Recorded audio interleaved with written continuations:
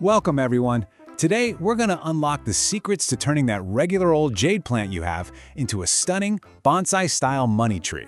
And trust me, it's way easier than you probably think. Okay, let's just get right to it with a question that I'm guessing hits home for a lot of you. Do you ever look at your jade plant and just, well, wonder why it's such a floppy mess? You know, the stems are all long and weak, they can't even hold themselves up. If that sounds familiar, you are definitely in the right place. And the fix is surprisingly simple. So just look at the difference here. On the left, that's what happens when you just let jade do its own thing. You get these weak, top-heavy stems that are just begging to snap off. But on the right, now that's the goal. A strong, sturdy plant, a thick woody trunk, and that amazing full canopy. This isn't some kind of plant magic, it's all about technique. So, what is the big secret to getting from that floppy plant to that incredible little tree? Well, it all boils down to one thing: strategic pruning. That's how we're going to unlock your plant's real potential.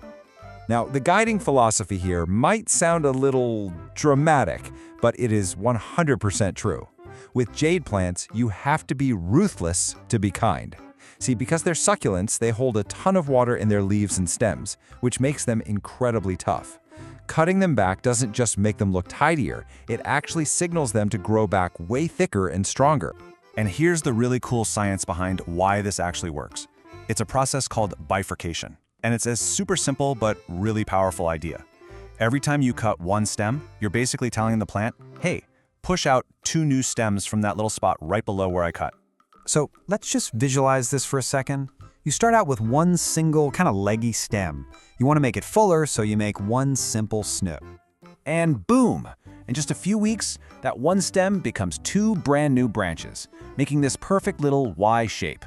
You've literally just doubled your growth points right there.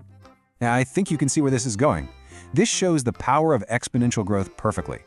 You prune those 2 new stems, they become 4. You prune those 4, they become 8. You get the idea. This is exactly how you build that dense, full, cloud-like canopy we're all aiming for. Okay, so that's the theory. Now let's get practical.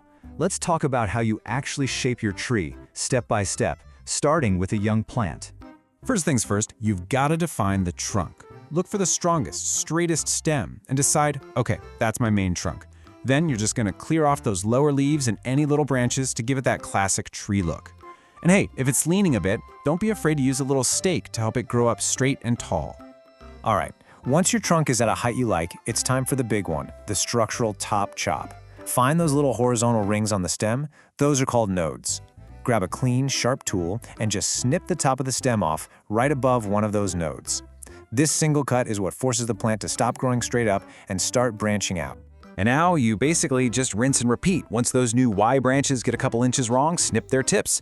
Your 2 branches become 4. The main rule of thumb here is simple. Never let a new branch get too long and leggy. Just pinch it back after it has 2 or 3 sets of leaves. This is what keeps all the growth nice and compact. So what's so crucial about all this pinching? Well, it's about where the plant's energy is going. All this cutting forces the energy downwards. So instead of making long, flimsy stems, the plant puts all its power into thickening up the trunk and the branches. And that's how you get that beautiful, sturdy, woody bark.